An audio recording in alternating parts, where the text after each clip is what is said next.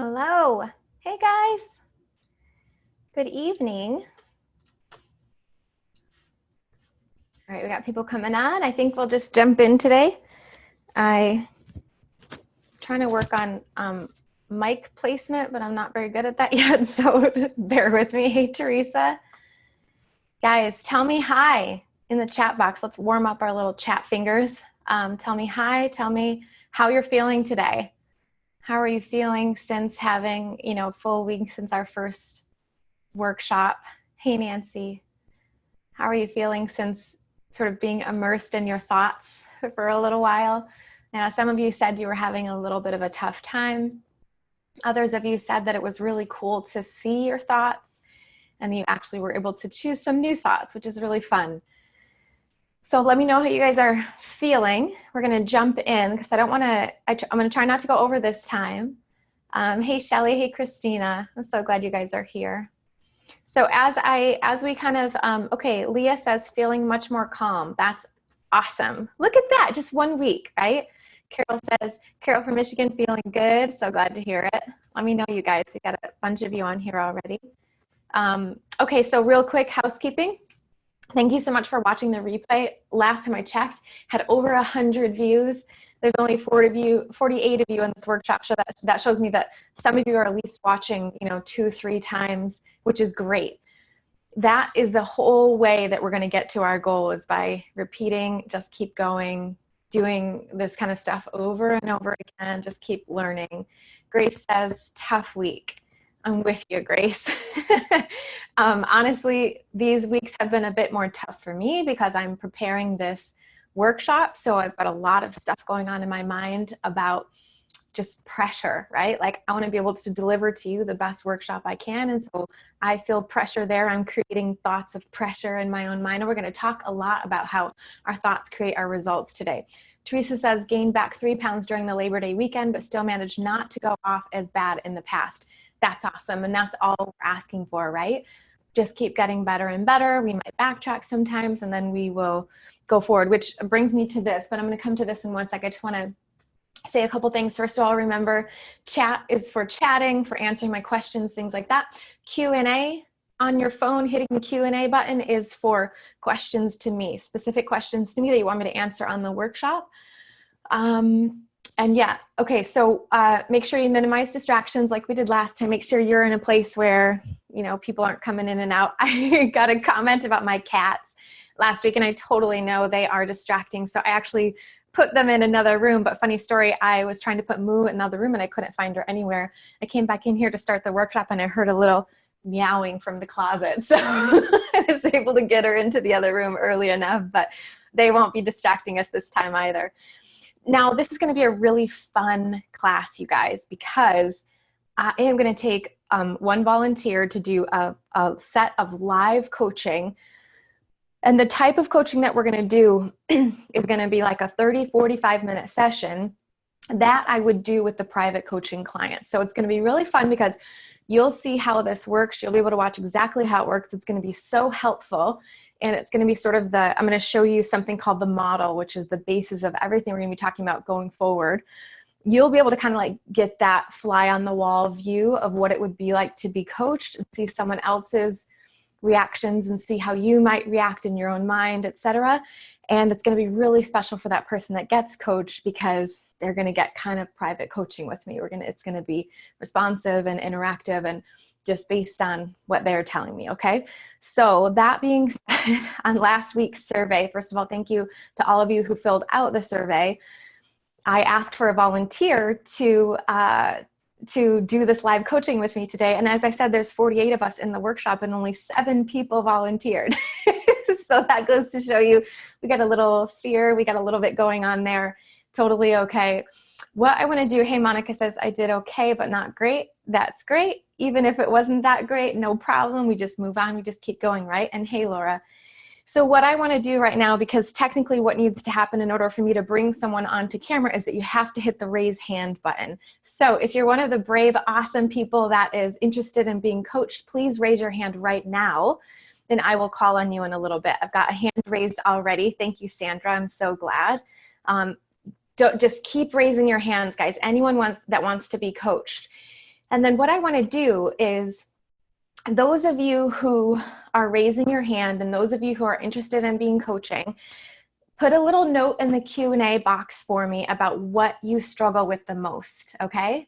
Tell me what you struggle with the most in the Q&A box, and then I'm going to choose somebody in a little bit for coaching. So just want to go remind you guys to take notes each time, watch these videos over and over again. Make sure you're filling out the surveys, because that's going to make this workshop be as responsive for you and tailored for you as possible.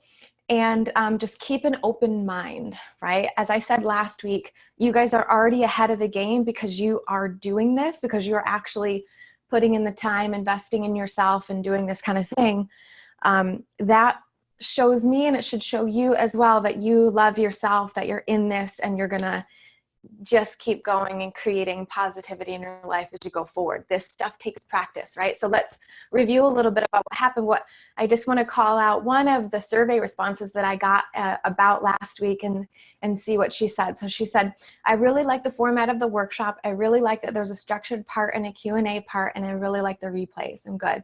I'm glad for that. She says, when I watched the replay, I got so much more out of it, and it allowed me to take notes and stop and really think about what you were saying. Exactly. So I want you guys to keep that in mind.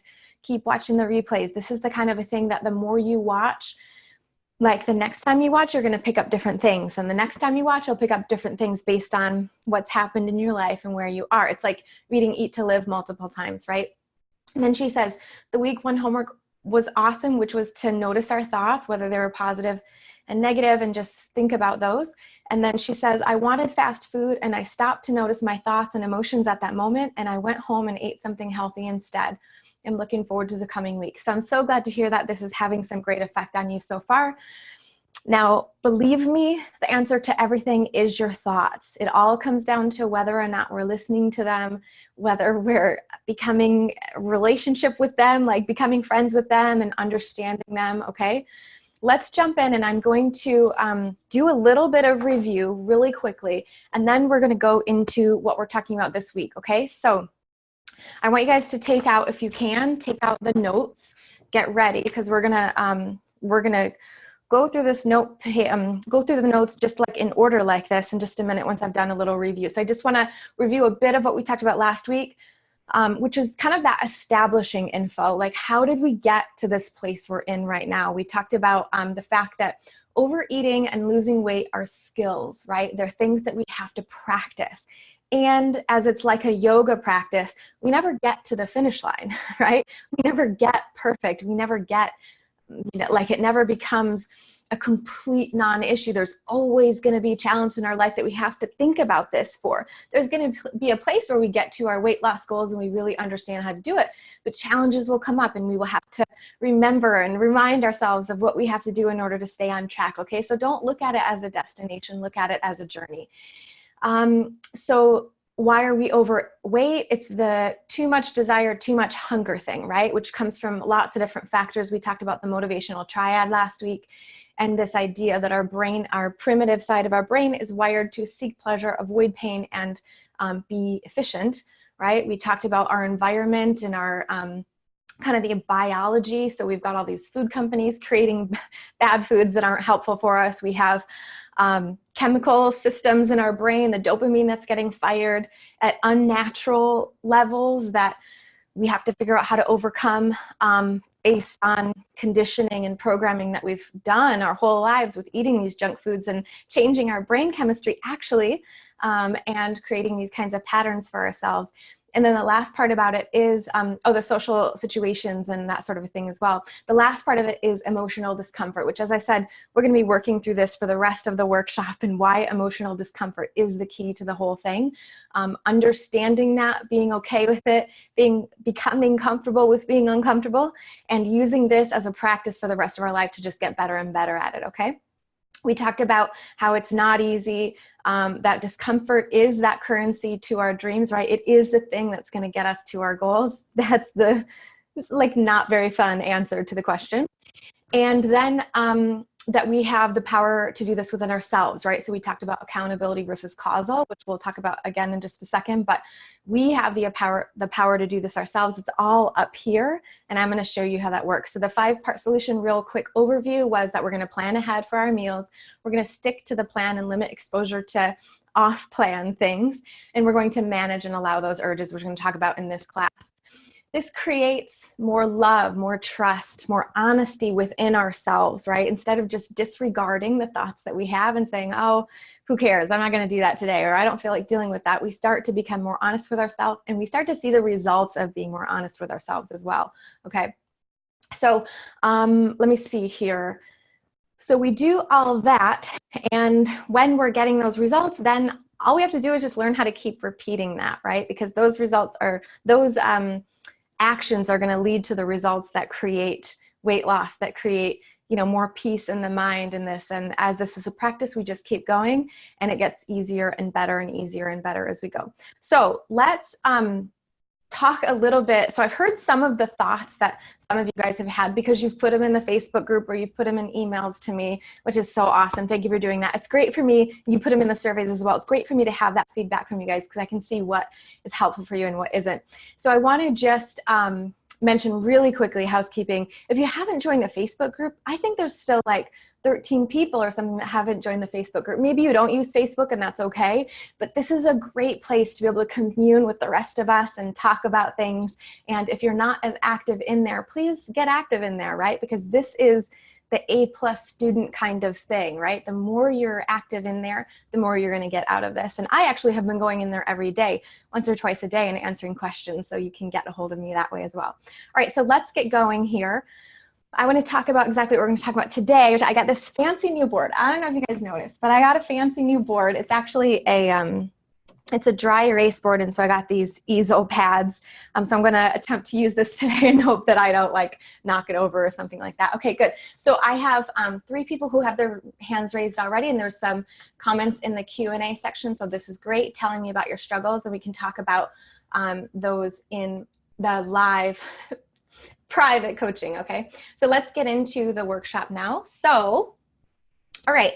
The first thing I want to talk about is here, what does consistency look like? So I always like to do this as a reminder because I actually think this is one of the most important things for us to keep in mind, because I feel like it's going to allow us to get real with what the process is like, okay? So what does consistency look like? So if you look at this, and so now we're kind of going from these notes, okay? And I've given you guys, someone told me that there wasn't enough space to write and they didn't really like the fill in the blank thing, and that's totally great. That's what we do the feedback. Thank you so much for telling me. Please be honest, you guys, about what you like and doesn't work for you in this workshop, and I will change anything you want that to help you guys out. Okay, so created some more work space here for you guys to do notes. We're going to start right from the top here. I'm going to add something in here that we that I forgot to put in there. But so the first thing I want to talk about is what does consistency look like? So you've got this straight line here, point A to point B. So we imagine in our minds, we imagine that point A is where we are now and point B is Mecca. Point B is fantasy land where we're at our goal weight. It's super easy. You have nothing else to worry about anymore, right? Okay, maybe point B exists. It's going to be different for everybody. This is kind of the goal, to get to point B at some point.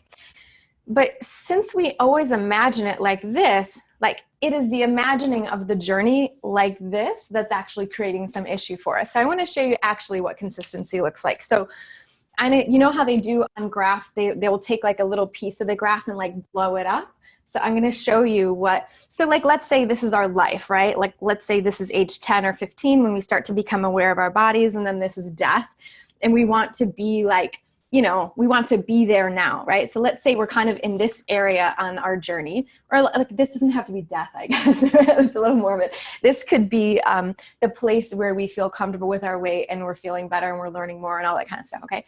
So I'm going to take this little place that maybe we're in right now. And I'm going to show you exactly what consistency looks like. So if we kind of blow this up, and I've talked about this on YouTube before, and it is worth repeating 1,000,000 times over, because consistency actually kind of looks like this. All right. When you blow it up, this is what consistency looks like here. So what we want when we're kind of starting out, we see our journey as kind of like these massive ups and downs that we're having trouble sticking with, and we can't get back on track, and we can't, you know, I'm just no good at this, or I'll never get this, or what's wrong with me, all that. So we're kind of in this up and down. And once we start to get it a little bit, the only thing that changes is that our ups and downs become more chill, right? Like they become like, oh, we might gain a few pounds over, you know, a few weeks, and then we're able to like lose it again. So maybe the weight gain is a little bit less because we had Labor Day, or because we had a birthday party to go to, or whatever, or we went on vacation, or it was the Christmas season, or whatever. But what would happen is instead of our ups and downs being like this, which is maybe where we're coming into this journey with, now our ups and downs are more like this, right? The graph kind of flattens out and gets easier. So the point I want to make is that if you take like this and you condense it down over like a long period of time, this is what it still looks like, right? It still looks like ups and downs, and it still looks like sometimes it's easy and sometimes it's not. And the longer you do it, you kind of start to get used to those norms as you go. So you're not really realizing how much you've changed because you're still having a little bit of up and down. What interests me is these parts right here. Because, oops, I'm getting marker all over myself. Because anybody can keep going and feel good when you're here, right? Like anybody can have a positive opinion about yourself when you're at the top of these crests. It's here that matters, because it matters what we do at these places where we're not feeling very good about ourselves, because what'll happen is when we're on a low point, we not only are on the low point, but we also add to it the confounding, like the extra beating ourselves up, punching ourselves in the face while we're on that low point, right? And so I feel like if we can get real with ourselves, that it's going to be like this, and that there are going to be tough times, and that we notice when we're in the tough times, there's a relaxing of, this is what it is. This is the journey. Like, what if the journey just is this, right? We start to get a little bit of peace. We start to calm down a bit instead of thinking like, I have to have this right now. That's when a little bit of that peace already starts to come in, okay? So by the way, as I'm talking, if you guys have any questions or any comments, let me know in the chat section, okay?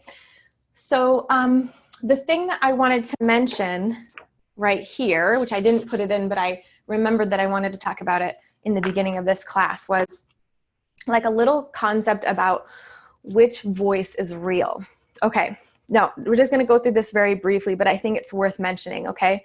So maybe take some notes about this, like which voice is real. So we talked last week about starting to listen to your thoughts and listen to the negativity or the positivity or whatever that's going on in your brain. Okay, we started to talk about that. Some of you started listening to that for the first time in your life, right? Even noticing that there were thoughts. Time that we have thoughts that are creating a negative or positive feeling, which we'll go into a lot more in a minute here. Just notice that it can be the first time that we're even starting some awareness, some self-awareness, right? But here's the meta, like thought on top of thought kind of an idea, which might be slippery for a second. And I warned you about slippery thoughts in the first lesson, that it's totally okay. Oh, are you having trouble with my audio? Hold on. I want to make sure the audio is okay. Yes? What does it sound like, you guys? Let me know. And what does it sound like? What should I do? Select a microphone. Crackling a bit. Oh, it's probably my shirt. Okay. I think it might be my shirt. So let me just move this over and I'll try to be cautious of it. Does it sound okay right now? Okay. All right, that's good. That's probably what it was, probably my shirt. So I got to be careful of that. Okay. Got it. All in the name of fashion, you guys. Thanks for letting me know. Perfect. Okay. If I start doing it again, just message me and I'll make sure to move my shirt again. Okay. So, which voice is real? So this is a concept that might be a little bit slippery. Watch this part of the video again if you have trouble with it, okay? So if we've just realized that we have thoughts, first of all, because we kind of see a lot of our thoughts as just subconscious, they're just something that happened, but when we start to notice them, we can notice every single one of them. They don't have to be subconscious anymore. They can be something that we totally always notice, okay? Remind me, the way that I'm talking right now, is my audio okay right now, guys? I just want to make sure that, like, if I get like this that it still sounds okay. Is it okay? Or should I move around a bit? Actually, I can probably move this out a bit just to, well, we'll see. Okay, sounds fine. Okay, good. All right, so I want you to think of 2 layers here. So the first layer that I told you about last week was your thoughts in general, okay? So you have thoughts and you're starting to notice them. That's the first layer of awareness. The next layer of awareness, and the only other layer of awareness that is there, is the part of you that can notice that you're having thoughts, okay? So there's a part of you that has thoughts. That's like basic, just a thing that happens. And I want you to think of it like 2 beings, okay? One being is sitting here having thoughts. The other being is watching that first being have thoughts, okay? Now, what I just taught you to do last week and what you've been looking at this current week is that you not only have thoughts, but you also have the ability to watch yourself having thoughts, okay? This is huge. This is what we call the watcher. This is used in ancient traditions like Zen Buddhism, for instance, this idea of the watcher that can actually watch what's happening in your mind as it's happening. Now, the question is, which voice is real? Which is the one to listen to? So it's kind of interesting if you think about it, and I just kind of want to spark it as an idea for you to start thinking about. But if you have a watcher, which all of us do, if you have a watcher, exactly, mindfulness techniques, yogic witnessing, exactly. If you have a watcher that can see those thoughts, that means that we are not the person having the thoughts. That's not our true nature. Our true nature is the person that can watch, the person that is watching the thoughts at all times.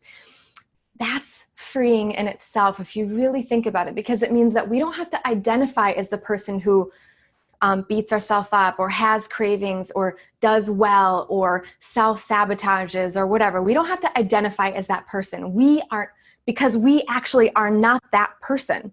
We are not the self-sabotager. We are not the craver. We are not the binger. Those are just thoughts about us that are occurring in our mind.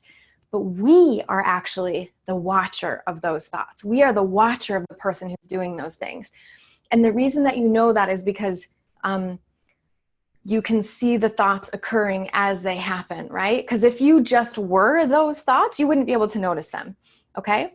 So that's a little bit of a sort of mind bend there. I hope you guys caught that. Watch this again if you haven't. Laura says that's empowering. That's exactly right. The entire point of my coaching, the entire point of what I'm doing with this workshop, etc., is to show you that you have to do this right up here. You have all the power. It's like Dorothy and the Wizard of Oz. You always had the power. I'm just showing you that it exists, right? I'm showing you that you have it. So you are the watcher now of the thoughts, and that's kind of how we're going to approach all this as we go. Okay. So we're going to just move along. A little bit of review. We talked about last week learning to harness our thoughts, and the way that we're going to do that is by noticing the thoughts and what results they're creating, by learning that we actually choose our thoughts, and by choosing better thoughts repeatedly. That's the whole point of what we're doing here. And we are going to concentrate on this one today. Okay, so notice thoughts and what results they create. I'm going to show you how this works. Cynthia says, actually very spiritual. Absolutely, 100%. Okay, so this is our whole goal, and this is what we're focusing on today. As I said, we are concerned with the causal method of coaching, which is about our thoughts, and that our thoughts create everything. So the whole point of today's class is that our thoughts create our results. And that means if we want a different result, all we have to do is choose different thoughts. Okay, here we go to the meat of everything, well, so to speak, the meat and potatoes. I always say that, and then I'm like, oh, I shouldn't have said that. I should have said like something else. But okay, so the meat and potatoes of everything we're doing in this workshop is to teach you this next thing. That's why I wanted to kind of do it early in the workshop so that you would get it, so we could keep using it as we go. And you guys have a worksheet on this. It's the next worksheet, and I'm going to give you these examples right now, and then I'm going to give you the pet example, the metabolism example, and then the volunteer. We're going to go live. So let me quick give you an overview of this model. Now, everything in the world, literally everything, can be characterized into one of 5 categories. You can't really see this as much as I want you to be able to. Let me get the, let me get this kind of moved down. If I move this down, then you cut off my head a bit. maybe my head doesn't matter. I'm growing my hair back out, so it's going to be a little crazy for a little while, but okay. So the model. The model is the key to everything. This is the whole shebang. Please pay attention and watch this part a million times, okay? This is gonna change your life. So the model, this changed my life when I learned about it. It is the basis of all of my life coaching. And when you put it together with Eat to Live, it's everything. So let's go, okay. You can tell how excited I am right now about this. All right, Grace can see the model. Okay, perfect. So circumstances, thoughts, feelings, actions, results. Okay.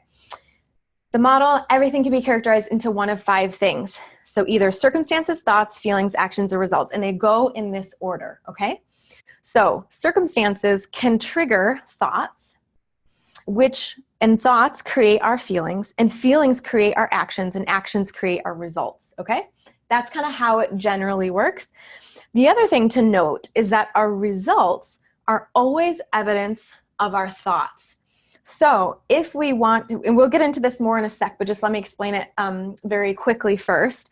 So all of our results, if we have a result, and I'll explain exactly what a result is in a second. If we have a result, we can trace it back to find what thought created it. So the idea is that our thoughts create all of our results. Our thoughts directly create our results through our feelings and actions. And if we want a different result, all we have to do is learn how to choose different thoughts whenever we need them, okay? Because thoughts create our feelings, feelings create our actions, and actions create our results. Okay, now that is the quick overview of the model. Now we're gonna go through this page here real quickly, and then we're going to move into some examples, then we'll go to the volunteer. Okay, so circumstances. Circumstances are facts of the situation, 100% fact. We know they're a fact because they can be, we can tell it's a fact because it could be proven in a court of law, so to speak, because if you ask all 7.7 billion people on the planet if they would agree with that fact, they would say yes. Like even the person in question would agree with it, right? They also are completely neutral. So they're not good or bad. They aren't, there's no like opinion of them. They just are facts. You know what? I'm going to take these shoes off. That way I'll be a little bit shorter and that won't cut my head off so much. Okay. So circumstances are the facts of the situation. Neither good nor bad. They're totally neutral. Okay. They're also out of your control. Then we have thoughts. Usually thoughts come from our circumstances. So we have a circumstance and then we have a thought about that circumstance, right? Like we'll go into some details or some examples here in a second. Thoughts are just sentences in our brain. That's all they are. They're not true. They're not false. They're just sentences in our brain, like just sentences that appear. I like to think of them like if we had one of those marquees, like those scrolling marquees, and all of our thoughts were on that marquee, that like those are thoughts. They don't mean anything. They're just thoughts that we have. Then when we have a thought about something, that creates feelings. This is the fun part, right? Because knowing where our feelings come from is so empowering. And when we learn, and when you guys start to look at this coming week, oh my gosh, you're going to be like, whoa, it's so true. All of our thoughts, all of our feelings actually come from thoughts. Sometimes we think like, oh, I just have this feeling. It just came out of nowhere. I just feel depressed, or I just feel sad or whatever. But we can always actually trace it back to a thought, which is so, so fascinating. So I want you guys to start looking at that this week. Our feelings then create all of our actions. So whenever we do something, it comes from a feeling, period. So if we're feeling empowered, we're going to take positive steps. If we're feeling disempowered, we're going to probably hide and shame or do something called buffering, which is something we'll talk about soon. Like watching Netflix or eating food or emotional eating. This is buffering, right? If we're feeling happy, we're going to do things that are, more uplifting, spirited things, right? Et cetera, et cetera. We'll get into this more. And then, so we have a set of actions, And all of these actions combined create a result. Now, the result would be like something that you can see or quantify, or something in your life, like your weight, for instance, is one of the most important results that we're working with right now. But it's many other things, like what kind of marker I chose to write on the board, what kind of board I chose, what kind of clothes I wear, what kind of car I drive, how much money is in your bank account, who you married, are you still married to them, how many children do you have, what kind of do you have carpet in your house, right? All of these results are these quantifiable things in our life, and they all came from a thought one time in the past. Okay, so this is the basis of the model. You'll see how powerful this is in a second, but I just want to say that the reason it's so powerful is because anytime we want to feel better or achieve different results in our life, we can use the model to take a look at what's going on and then be deliberate about what we choose to think in order to change the model, okay? The key to consistency, weight loss, or any kind of problem solving or goals in life is our thoughts. We can use the model to see any situation more clearly and like get out of our head, so to speak, and that we need to be in the right state of mind to see what action we should best take to get the result we're looking for, because we make the best decisions and take the best actions from a clear mind. Okay, we're going to go into math and drama this week or next week. The thought download here, this is going to be your homework, and the practice models, that's going to be your homework. So you can set that aside for now.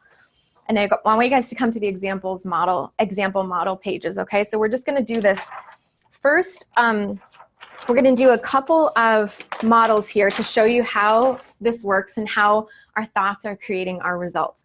If you guys have any questions while we're doing this, please ask them. I will be happy to answer them even during this, okay? Because we're going to get into the coaching session in just a minute here, but I want to show you some examples. So real quick, easy example. This is a pet example. So oftentimes when I'm starting a call with a client to find out their situation, I want to explain to them this idea that our thoughts create our results. And so if our thoughts, actually I want to come back to the model page here. So if our thoughts created our results, if we have a result of having a pet right now or not having a pet, we can trace that back to a thought that we had in the past. So we can talk about my pets, right? We know I have 2 cats. They're very bratty, but they are what they are.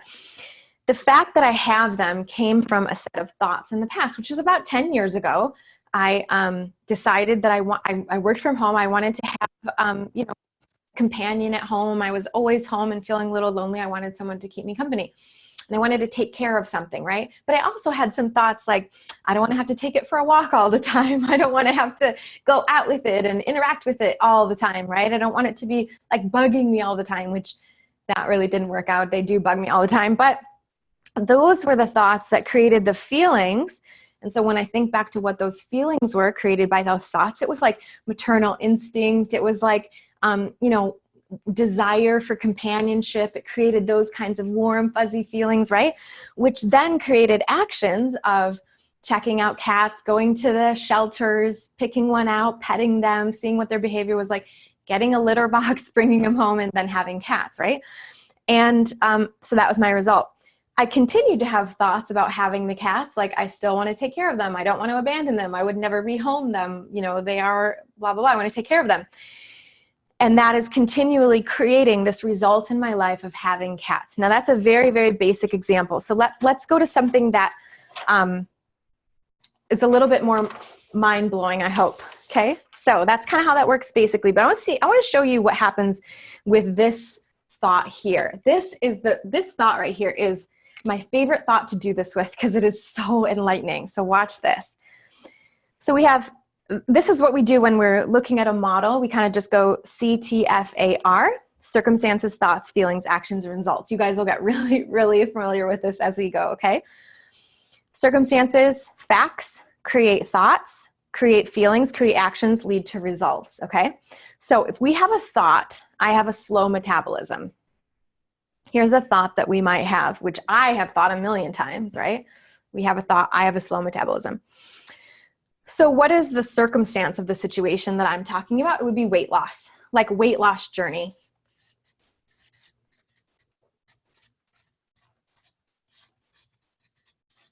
And you guys can follow along with this on the example section here. So if I'm just on a weight loss journey, this is the fact of the matter, trying to lose weight, and I think to myself about this weight loss journey, I have a slow metabolism. Here's the part where it's really interesting. When I have that thought, I have a slow metabolism, it makes me feel a little depressed, okay? That thought creates feelings of depression or feelings of like down or hopelessness, things like that. I'm going to put those down, hopeless.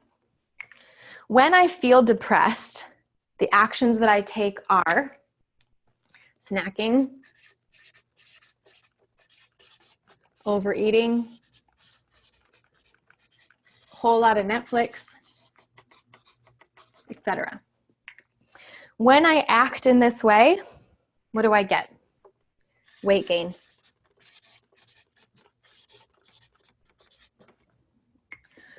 Do I gain weight because I have a slow metabolism? No. I gain weight because I thought I have a slow metabolism. I don't gain weight because I have a slow metabolism. I gain weight because I was thinking I have a slow metabolism, because thinking thoughts like that create feelings of depression, create actions like snacking, which create weight gain. But it's not my metabolism, it's weight gain. It is my thoughts about my metabolism. Now, here's where it's really cool. Like, that's cool in itself, right? But here's where it's really cool, where we said the thing about how our results are direct proof of our thoughts. So I'm gaining weight for sure because I'm snacking so much, because I'm depressed, because I'm thinking I have a slow metabolism. Now, how can you quantify slow metabolism? Like, how do you know if you have a slow metabolism or not? Well, you don't, right? You would have to be like studied by a scientist or something. And oftentimes that story about ourselves, we have no idea if we really have a slow metabolism or not, right? We might have a slower metabolism compared to someone else because we see that they can eat pizza and they can eat burgers and all that kind of thing. And we would gain weight on that, right? This happens a lot when we see our husbands lose weight and we don't lose weight as well, right? When in fact, what's actually happening is generally not even a metabolism issue. It's generally just the fact that we're thinking we have a slow metabolism that creates snacking. Because snacking creates weight gain, right? Thinking about having a slow metabolism creates snacking and weight gain. It's actually the thought of that creates weight gain. So the fun part is then looking at, okay, how are our results actually proof of this? Well, what's so interesting is that because of this part, it actually looks like we have a slow metabolism, right? Because we're gaining weight, when in fact we're not gaining at all because of a slow metabolism. We're gaining because we're overeating. We're gaining because we're snacking too much. And the reason we're snacking too much is because we feel depressed and hopeless because we're thinking about how we have a slow metabolism, okay? First, sort of mind-blowing example. I hope that you pick up on that. If you haven't, let me know sort of in the comment section here what you're thinking. Leah says, yes, ding, ding, ding, ding, ding, right? Let me know what you guys are thinking about this, if you're kind of getting this a bit, right? Because this is everything. We're going to keep coming back to this, and I'm going to show you exactly how this works with a volunteer in just a second, how this is working in her life or his life, whoever comes on with me, how this is happening in her life, okay? There's a couple other examples here. Allison says, absolutely 100%. Christina says, yes, I agree with this. This is a lot of times why I don't trust people's account of things, because their thoughts can taint how to see things a lot. Exactly. Grace says, whoa, now I get it. Yikes. Yeah, let's repeat this, right? It's not because we have a slow metabolism, it's because we're thinking we have a slow metabolism. And it's going to be so fun when I take someone on here. So I'm just going to say about the rest of the examples. I'm not going to go through them, but now you can kind of see how this works and how this might be working in your life. Now we're going to do the super, super awesome volunteer thing. Allison says, I get angry that other people can eat whatever they want to. I gain weight, they don't. Yeah, here's the thing. When we're angry, what do? Snack. We overeat. And that creates weight gain. What's actually making it look like you have a slow metabolism, Allison. And what's really happening is probably you're just angry that other people this, and who knows what their journey is. we have no idea if those people are going home and throwing it up afterwards. We have no idea what that story is, right? We have no idea whether they just went on the treadmill for 4 hours to lose it or whatever. We don't know. But it's the story that everyone else can do this that I can't, which creates depression, sadness, hopelessness, which creates snacking, which creates weight gain, but it has nothing to do with your metabolism, right? All right. I'm so glad you guys are seeing some of this. All right, so I'm gonna choose somebody to come on with me. I'm just gonna look at this Q&A real quick and see if there's one that I want to, you guys are so great. I'm gonna take Christina, I think. Let me see, Christina, do you have your hand raised? Yeah. Okay, I'm gonna take Christina on. Christina, if you're ready, I'm going to bring you on. So I have to do this thing. And then, okay, so you've got to like hit some buttons to like make your sound come on and make your video come on. I might have to do a thing. Okay, there's your video. Okay, gotcha, perfect. Right. Now I can hear you perfectly great. So let's just set you, if you can set your phone up in a way that we can see like a little bit more of you if that's possible, because you're pretty close. Yeah, perfect. Yeah. Great, great, great. I look like a mess because I'm just chilling. So. That's just a thought. Okay, we'll move on from there. Okay. All right, so thank you so much, Christina, for coming on with me. I really appreciate this. This is the brave stuff, but you're going to get so much out of this, and I hope everyone else will get so much out of it too by watching what you have to say. So let me just say real quick, Teresa says, some people just don't gain, but I do. Thus, I need to talk to the left and right of me. Instead, I must look within myself. Yeah, and that's the thing, Teresa. You actually don't know if they just gain or not. They might have a story that they do, right? We create these stories about people thinking that we know that they have a lower metabolism or whatever, when their metabolism means nothing. It's our intake that matters, right? And so, okay, I'm going to talk to Christina a little bit about how this is working in her life. So, Christina, if you wouldn't mind, give us a couple minute rundown of what is your struggle with food or weight loss. What are your biggest struggles? So essentially it's, the grand scheme of it is it's inconsistency, but it's essentially the details of it boil down to, I binge like maybe 2 or 3 times a week, and I just came to that realization maybe like a week or so ago, because I kept thinking in my head like, oh, I'm doing so well, why can't I lose weight? But then I realized, like, almost every time that I have that, you know, the devil and angel thing, I almost always let the devil win. So basically I'm inconsistent on my diet. Even if the times I'm consistent, I'm pretty good in terms of the food I eat, but in terms of the quantity, that's another issue.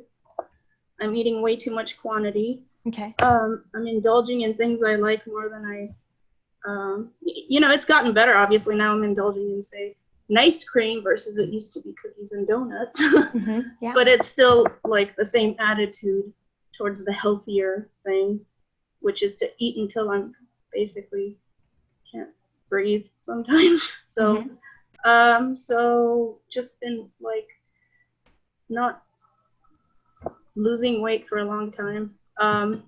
But thankfully I haven't been gaining weight because I do work out, and then when I'm eating healthier, I do err on the, you know, healthier things. I'm pretty 100% healthy foods, just too much of them.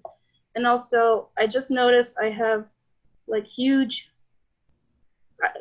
so I'm a software engineer in my day, but I also have this jewelry shop on the side. Okay. And both jobs are pretty stressful. So I notice when, you know, if I don't understand something at my main job, I get stressed out and emotional, and I want to eat. And if I'm not getting a lot of sales on my side gig, I get emotional and I want to eat.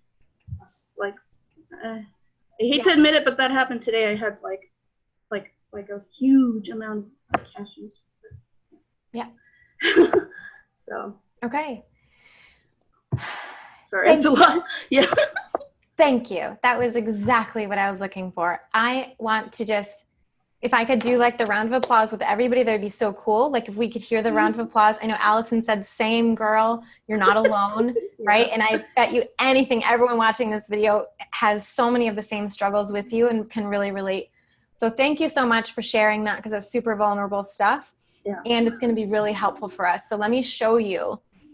Now, the idea here is that our thoughts create our results. And yeah, Joan says, sounds very familiar. Nancy says, thanks for being brave. Thank you. Laura says, thank you, not alone. Francine, yes, can relate. Sandra, yes, can relate. I can relate to the flood of feelings leading to overeating. See, there's just a few people in a workshop. We've got 26 people on here right now. Yeah. Yeah, thanks for the encouragement, guys, because I'm usually very shy, but I thought I'd step out of my comfort zone. So big. This is so amazing what you did. Thank you.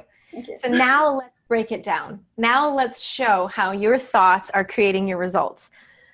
Are you brave enough, and please say no if you're not, but are you brave enough to tell us what your weight is right now? Yeah, I could tell you. I fluctuate between like mid to late 230s. 230s. Okay. Yeah, so pretty 230s. And what's your goal weight? I'm pretty muscular and stocky, so I was really fine at 150, even though that sounds high, maybe. But people told me I look very skinny. So.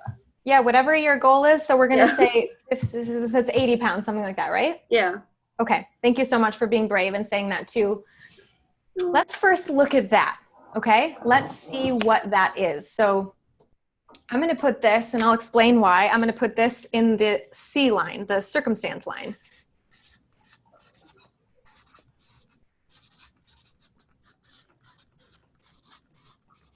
Okay. So Christina has an 80-pound weight loss goal. Now, we talked about circumstance. The first thing that I like to do is separate out the circumstance from the thoughts, okay? Now, what were your thoughts? I started writing as you were talking, and I got about 10 thoughts. There were more. I skipped some of them, right? Because I can't talk. I can't write super fast. But I got about 10 thoughts that you gave me. And remember, thoughts are just sentences that we have in our mind. They're just sentences that come up for us. So some of your thoughts were, I always binge. I let the devil win. I'm consistent in my diet. I'm eating way too much quantity. I eat until I can't breathe. I'm struggling with consistency. My jobs are stressful and I want to eat. Okay, so these were some of the sentences that you gave me. I'm just going to take one of these sentences. I let the devil win.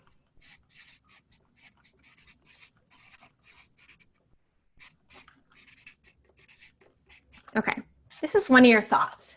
So the first thing I like to do, and I want you guys to take notes on this as we go, okay? So you've got a place here for practice models. Christina, you don't have to right now, but everyone else watching, you get a place for practice models. So just write down what we're saying so that you can recall this and come back to it, okay? So we've got a circumstance here, we've got a thought, and I want to run through real quick and just fill out this model real fast. So Christina, when you think to yourself the thought, I let the devil win, what is one feeling that comes up for you? Like a one-word emotion, like happy, sad, frustrated, angry, excited, whatever. What is a one-word emotion that comes up when you think the thought, I let the devil win? Defeated. Defeated. Okay. Could also say frustrated. Yeah. Defeated, frustrated. So Christina, when you feel defeated and you let the devil win, what kind of actions do you take around your weight loss, around your eating? Like, do you snack more? Do you overeat more? Do you follow your meal plan? Do you plan? When you're feeling defeated and you're thinking, I let the devil win all the time, what kind of actions do you take with food? Yeah, I tend to want to eat snacky foods. Like. Yeah. What else do you do?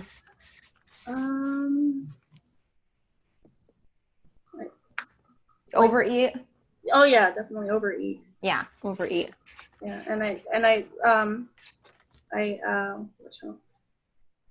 don't take care of my responsibilities, I guess. Yep. Avoiding my responsibilities. Yeah, that's a good one.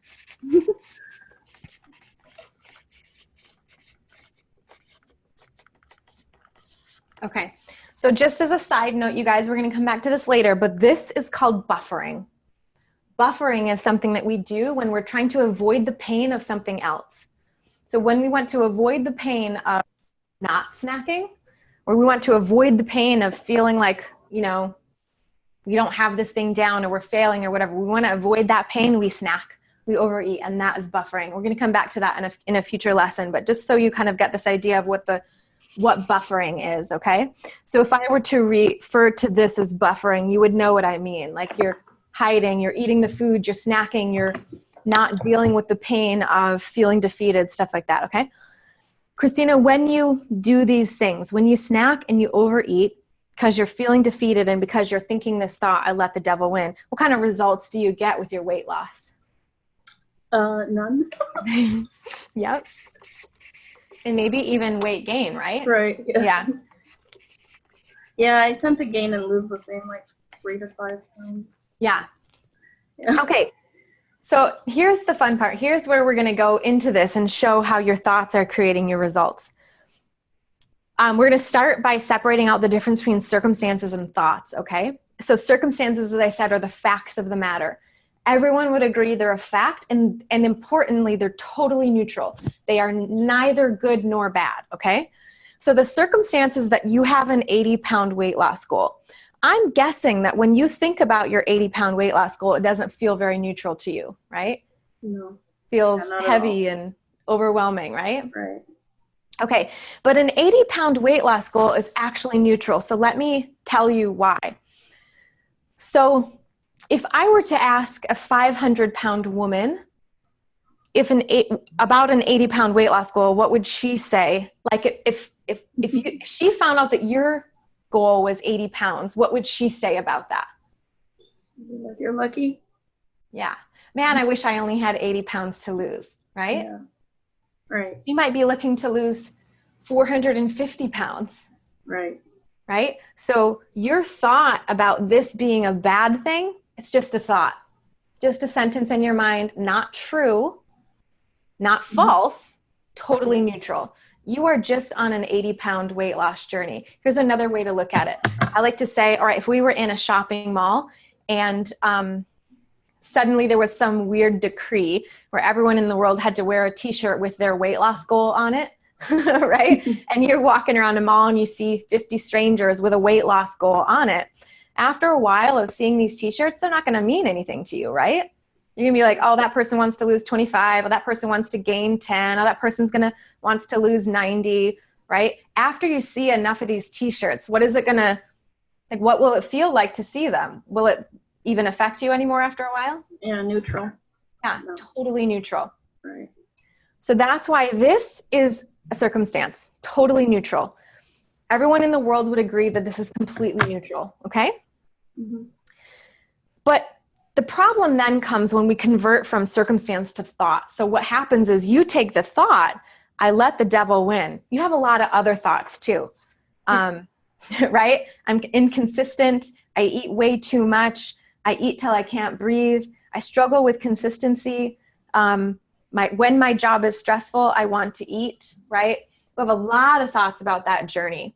So let's just take this one and break it down a little bit more. I let the devil win. So let's talk to that 500-pound woman again. When you say, I let the devil win, does she agree that you're bad at weight loss? Does she agree that you're bad at this story, that you're not very good at this? Does that make sense? Like, does the 500-pound woman agree that you keep letting the devil win? I mean, in some ways, I see what you're saying. Your perspective is like you're at least not reached 500 pounds. But at the same time, if you haven't really lost any weight, you're essentially the same as she is, I guess. But if she's looking at your journey and she's seeing, do you want to be nutritarian, by the way? Do you eat some plant foods and things? Okay. Yeah. So let's change the diet of our model real quick. So let's say the 500-pound woman is a standard American diet eater. Yeah. But she wants to be a nutritarian, or she wants to eat healthier, but she's a standard American diet eater. Yeah. You're a nutritarian, letting the devil win.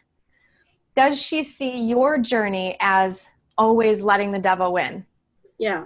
Now, when I have moments of lucidity, I realize, like, when I was 18 or, when I was in my early teens, I used to eat so terribly. And if I ate that way, I probably would be 500 pounds. So I've come a long way. Thank But you. yeah. Hold on, But, hold on. yeah. Don't say anything. Don't give me any buts. Right. What I want to say is you just gave me proof of why this is only a thought. Right. Why this is not true. This is not a true fact. Yeah. Okay? It's all in how you look at it, because you're looking at this circumstance and your behavior in a certain way. You're looking at it as a negative. Now, here's what it's doing to you. Having this thought makes you feel defeated. Yeah. When you think about your journey as you're a person who lets the devil win, as you struggle with consistency, there's oh my gosh, so many other things. Boredom eating, emotional eating, eating till I'm stopped, inconsistency. Boy, I'm a mess. Here's another one. Let's take this one. You wrote this, by the way. She wrote this in the Q&A. Yeah. Boy, I'm a mess. Yeah. Does the 500-pound woman agree that you're a mess? Yeah, probably not. Probably not. So that's how we know that this is just a thought. Yeah. Just a thought, not true. It's just a thing that's happening in your mind. It just pops up in there every once in a while. Boy, I'm a mess. I let the devil win. This about me. You have a whole story. Yeah. Okay. This is our story. And we all have these stories, by the way. Of course, I'm not just, calling you out. We all, if I ask anyone on this call to tell me their story, they'd have a very similar, they all told us already that they have a similar story, right? Yeah. They are very, very similar. So we all have similar stories. And here's what they're creating in us. They're creating feelings of defeat, shame, Yeah. frustration, all these. It's creating a whole set of feelings like this. These feelings are the things that we're acting from. These feelings cause us to snack, to overeat, to avoid responsibilities. And Christina, this is everyone's story. Every single person on this call, including your teacher, has the same model from here down. We all have the same model. Now, I just want to ask, guys on this call right now, answer me in the chat section. Do you have the same model from here down? Okay. Laura, true. Joan says, I get it. The link between C and T is actually a choice, a decision point. That's exactly right. Yes, heck yes. Yep. It's 10. Oh my gosh, 12 of everyone has the same exact model from here down. Yeah. And these models, this section of the model here is coming from our thoughts. Nothing else. It's not coming from our weight loss goal. It's not coming from the vacation we just went on. It's not coming from our husband having a better metabolism. It's not coming from that social system situation. It's not coming from work. It's not coming from the donuts that are sitting in front of you. It is coming from your thoughts about all of those things. That story is creating this half of the model.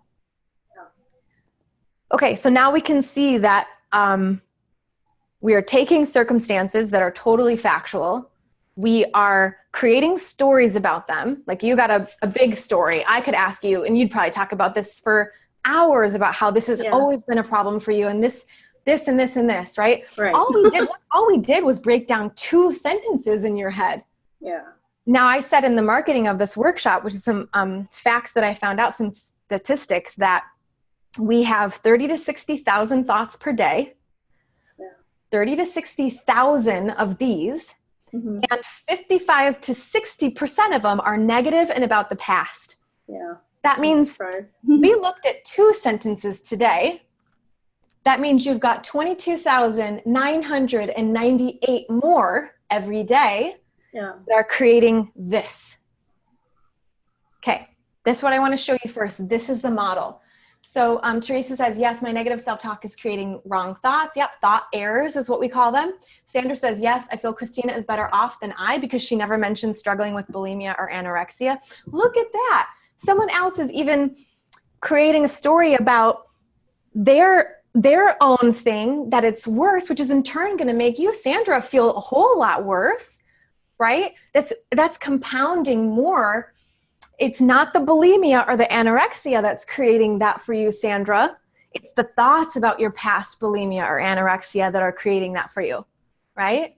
That's sort of one of those meta thoughts on top of thoughts kind of things.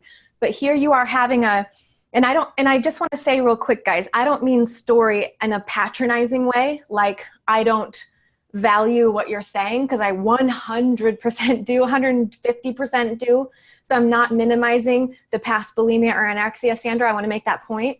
But I just want to make the point that your story is also that it's even worse because you had that, and even worse because this happened. And so that's going to make it feel even worse for you.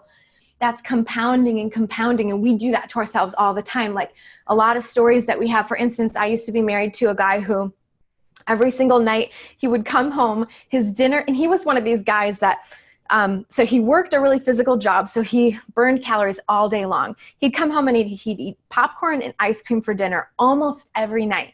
And you know what my biggest trigger was? Ice cream. So we had a really tough time when we were married because it's all he would ever eat. And these were my biggest triggers. And I was trying not to eat this way, right?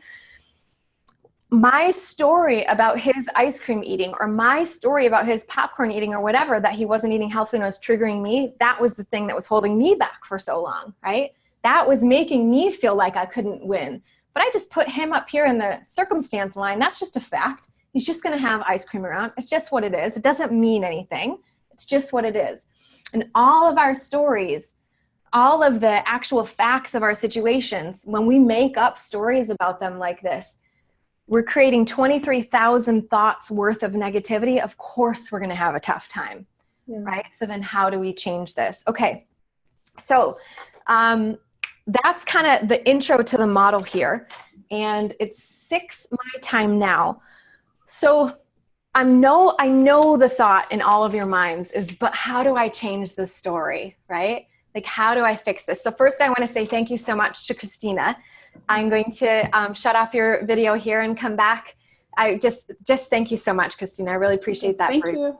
Yeah. All right. Let me do what I have to do to switch back here. Everyone says thank you, Christina. Yeah, for sure. Thank you. Thank you. Okay. So here we are back. Just me, I think. So now I know the question is, how do we change this? And this is what we're going to be doing for the rest of the workshop, is using the model to understand what we're creating in ourselves, what results we're creating with our thoughts. Remember, the weight gain is not coming from the fact that we have a goal. The weight gain is not coming from those donuts at the office. The weight gain is not coming from the vacation we had to go on, or the husband's metabolism that makes us mad, or whatever. The weight gain is coming from snacking, which is coming from feelings, which is coming from our thoughts. Okay? So I'm going to open this up for questions now, you guys. Go ahead and start asking me some questions. I'm going to go into a little bit of, and if anyone wants to, okay, so if you guys have your hands raised, I'm going to put your hands down now. If you have a specific question, put your hand up again, just so I can know who has a question that's not about wanting to be coached. Okay, so I've got all the hands lowered. If you guys have a specific question that you want to ask now on camera, let's do that. Cynthia's question is, how do we change the thoughts? Yeah, of course it is, right? That's what the whole rest of this workshop is about. I'm going to give you a little bit of information right now, just so we have spoiler alert, because I think it's important to just start looking through how we're going to get there, right? So there's a lot of ways that we change thoughts. The biggest, but I want to really, really make a note about this first.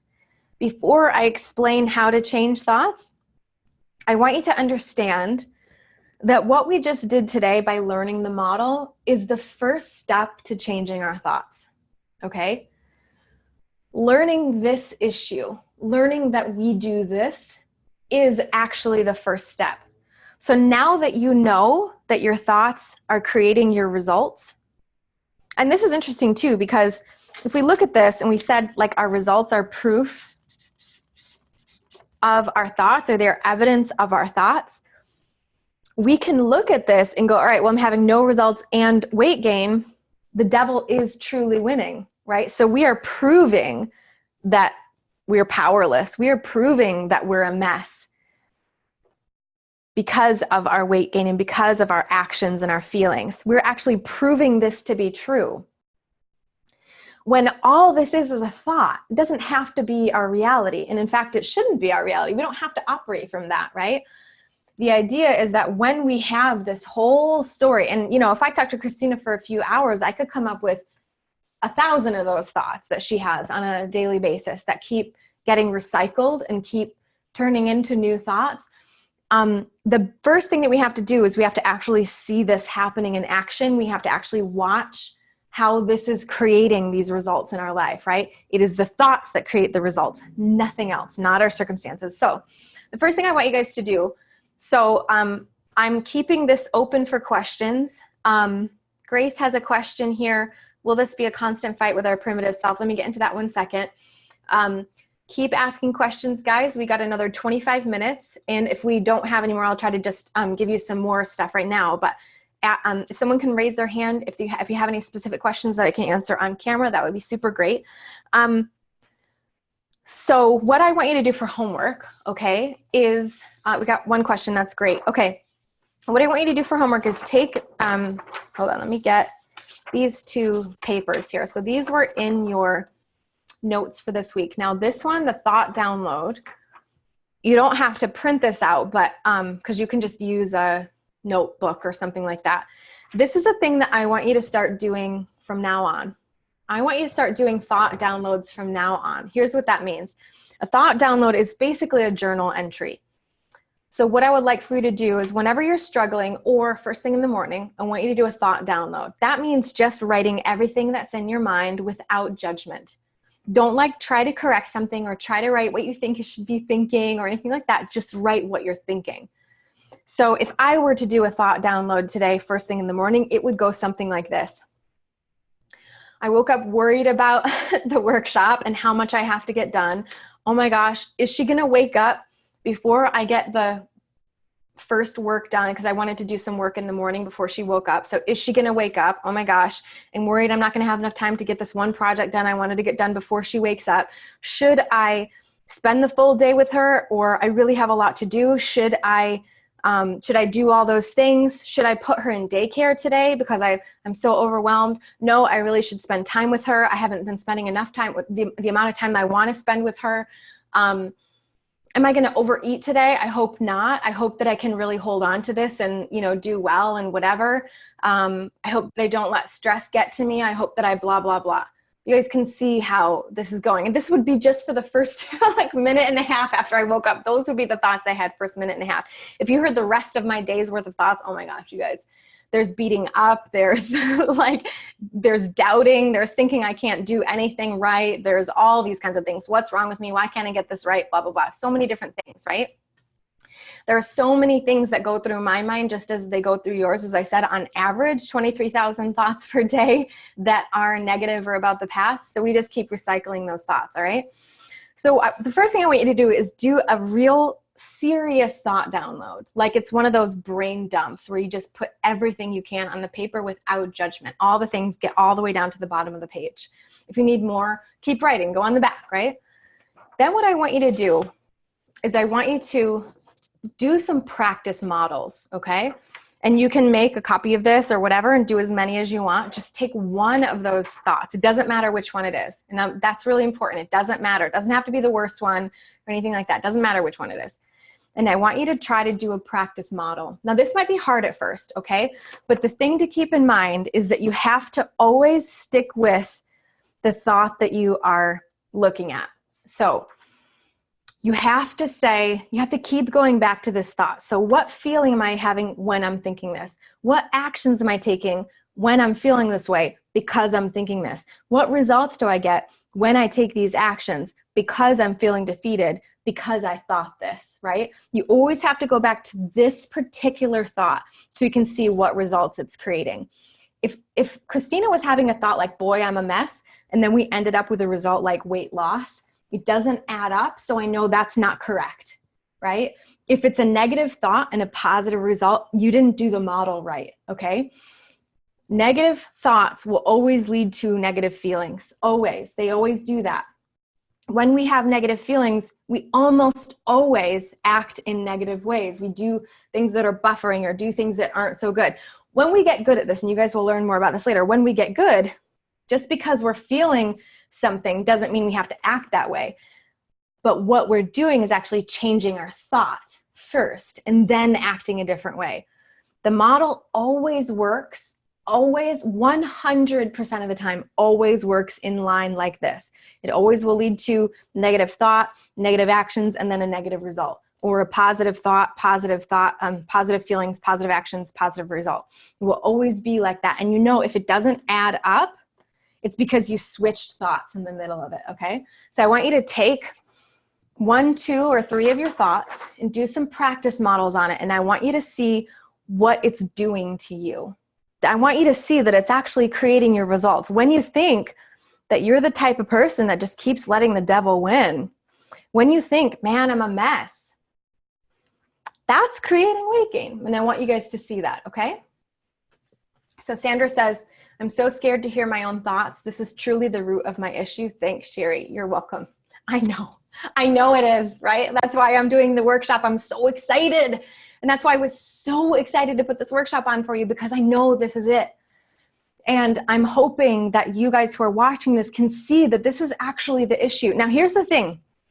I have gotten, and this is why I'm confident that I can answer every single one of your questions in this workshop, because I have gotten so many questions about various little things, usually circumstances, right? Like, what do I do when I go to a restaurant? Or what do I do when I go out with family? Or what if this, or what if that? Or what if there's donuts at the office? Or what if this, or what if that?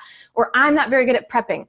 Now you guys can see why the prep document that I gave to you is like 53 pages, right? Instead of it just being one of those quick guides that just tells you how to prep, like what to do, anybody can learn that, right? You can learn it, anyone can learn it. But what you can't learn usually, and what you see online, is that it's not about how to prep. It's about wanting to prep when it comes time to prep, right? The issue is not that we don't know how to chop onions or whatever. Like, we can learn that stuff. It doesn't matter. The issue is that when it comes time to prep, we don't choose to prep, right? Whether we do it for 15 minutes or whether we do it for 4 hours on a Sunday, that's not the issue. So I gave you what I could in that respect, but the whole issue is not prepping. The issue is our thoughts about prepping, right? The whole thing, the reason we're not losing weight, the reason we're having trouble is because of our thoughts about how we are doing, which is creating all this kind of stuff. Okay, so I've got somebody with their hand raised. We got Teresa. I'm gonna put you on, Teresa. And so I put you on, and you're gonna have to do the camera and microphone thing. To make sure you, I don't think I have to do anything else. I think you have to do something now. Let me try, ask you to start your video. You should get little buttons. There you go. There's your video. And now I need your audio. Say something. Hi. Gotcha. Okay, perfect. Hey, Teresa, welcome back. Hi. Thanks for raising your hand. It means a lot to me that you do that. And I hope that you guys get more brave as we go and ask more questions, because it's going to be so helpful to see other people asking questions. We're all just relaxing today. Okay. Yeah, there you go. And let's just keep relaxing, right? We're all here for the same thing. So Teresa, go ahead. And what's your question? Well, I mean, you kind of answered it, but like, I have a recurring trigger. It's Labor Day weekend. This is something that's been going on for the past 9 years. And it's an emotional trigger.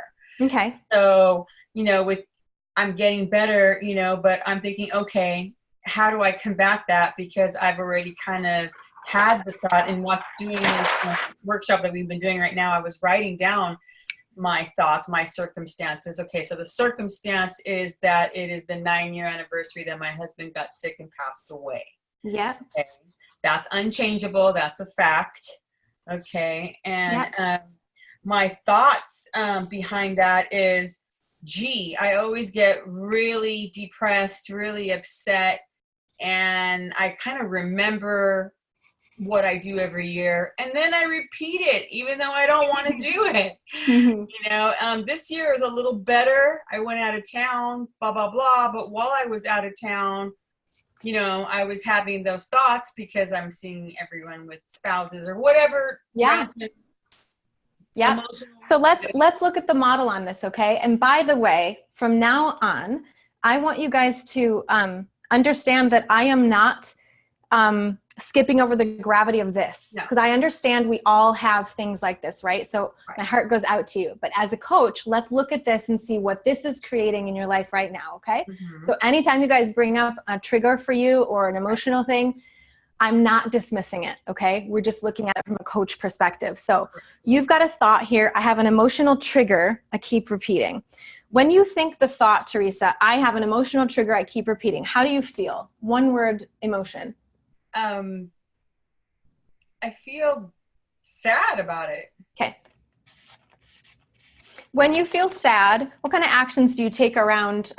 So this is a circumstance. The other circumstance is, and I always put this in there so you guys can always use this as your circumstance if you want, it's weight loss goal. Yes. All right, so your circumstances are a 9-year anniversary of husband's death and weight loss goal, okay? So for the purposes of this model, we're gonna use this weight loss goal as our circumstance. When you feel sad, because you're thinking this thought, I have an emotional trigger. Right. When you feel sad, what kind of actions do you take around your weight loss goal? This is what I just noticed today during this teaching. My action is I give myself a license to eat whatever I want. This is a really good circumstance. So, and I can feel sad, so I can have a whole cake. Yeah. Because has who's been gonna my, blame me, right? Yep. You know? But I just realized that today. Yeah. I've eaten a whole cake in response to so many things, right? For sure. When you take these actions, like taking license to eat whatever you want, eating whole cakes, what kind of results do you get with your weight loss? I gain weight and I feel sick. Gain weight, feel sick. Uh-huh. Okay. You are proving the fact that you have an emotional trigger. Yeah. It is the thought that's creating this, but it keeps proving the fact that you have an emotional trigger. It doesn't mean that you have an emotional trigger. It means that you're thinking you have an emotional trigger. Yeah. Right? Do you think Even that there are other calendar, people? my emotional trigger is on the calendar. Yeah, exactly. So do you think that there are other people in the world who had husbands who passed away on a holiday that continue to stick to their weight loss goal? Yeah. Yeah. So this is not a fact. This is a thought, just a sentence in your mind that is creating sadness, whole cake eating, and weight gain and feeling sick, right? Right. But we can look at these things, and just as you said in the beginning, this was really smart to put this up here in the C line here, in the circumstance line, because it is just a thing that happened. Right. And it's interesting, and I love this one about death, because we look at death as we should feel this way, or we should get the ability to eat whatever we want. We should. So let's talk about death for a second. Stuff, you know, like people even like they know family, whoever they know, they'll show up at my door with comfort food. Tons of food. Yep. So this is a societal thing that we have. So let's talk about death for a second and why death is neutral, because this death one is the hardest one for a lot of us to grab onto. So let me explain why this is a circumstance, because this could have happened 5 days ago and it would still be a circumstance. So let's talk about why that is. So we just talk about why death is a circumstance. Now, did you know that somebody in the world just died a few seconds ago? Yes. Did you have any emotional response about it? No. Why? Because you don't know that person and you're not having any thoughts about them. Someone else just died, just there. Did you have someone else just got in a car accident, the bloodiest car accident that you could ever imagine. Their brains are all over the place and we have no reaction to it because we're not having any thoughts about them. Because first of all, we didn't even know it happened. Right. And second of all, we don't know that person. So we might see it on the news and be like, oh, that's really terrible. But like, we're not going to have any visceral emotional experience because we don't know that person, right? This is how we know that death is a circumstance, because people die all the time. It's just like walking around the mall with a shirt with your weight loss goal on it. Over time, like death might be something to you right now when you really think about it and you concentrate on it and you make it a visceral part of your life, right? When you actually put some thoughts to it. But death itself is it's not bad. It's not good. It's just a thing. Right? It's just a thing that happens. So that's how we know that death is a circumstance. Now, this is mind-bending. Murder is also a circumstance. Yes. Let's talk about why that is. We know something is a circumstance because all 7.7 billion people on the planet would agree That's how we know something is a circumstance. So let's look at murder. Murder is also a circumstance. Now, we have strong thoughts and feelings about murder in this country, so that's why it doesn't seem like a circumstance. But ask a suicide bomber what they think about murder. Yeah. Murder's good, right? Yeah. We want to terrorize people. We want to destabilize a nation. That's our whole goal. Yeah. Murder is one of the best, is literally the best thing you can do. Killing as many people as possible, including yourself, right? Murder, sorry, I hit the microphone, but murder, suicide, those are the best things you can do. Right. That's how we know that murder and suicide and death are circumstances. So it's when we create the story about it that it actually starts to affect us, right? So you have a story that you repeat every 9 years about the husband's death that causes feelings of sadness. And here's the thing, you're not even so much thinking about the death as you are the fact that you have an emotional trigger. Correct. That's right? where I'm at now. Yeah, that's where you are now. Death. So a while ago, yes. it was the death. Now it's the fact that you have an emotional trigger, and you blame the death on the fact that you have this emotional trigger, when the only reason you have a trigger is because you're having thoughts about the whole thing. You got a lot of thoughts about it, right? Right. All have a lot of thoughts about each of these things. So somebody asked, let's see, who said that? So how do we change our thoughts? I can't get to, oh yeah. So Cynthia says, so how do we change the thoughts, right? First thing we do is we notice this. First thing we do is we admit it's happening. We watch it. We do thought downloads, and we see what it's creating. Because just by noticing all these different things about it, the fact that this is just a circumstance, that this is just a circumstance, that these are just thoughts, that we don't have to believe them, that it's just a story. When we take the power out of this starts to change automatically, right? Yes. Teresa, talking about this in this way, emotional trigger as a story, things like that, since we started, since I first asked you 10 minutes ago, do you have any different kinds of thoughts about, feelings about this now?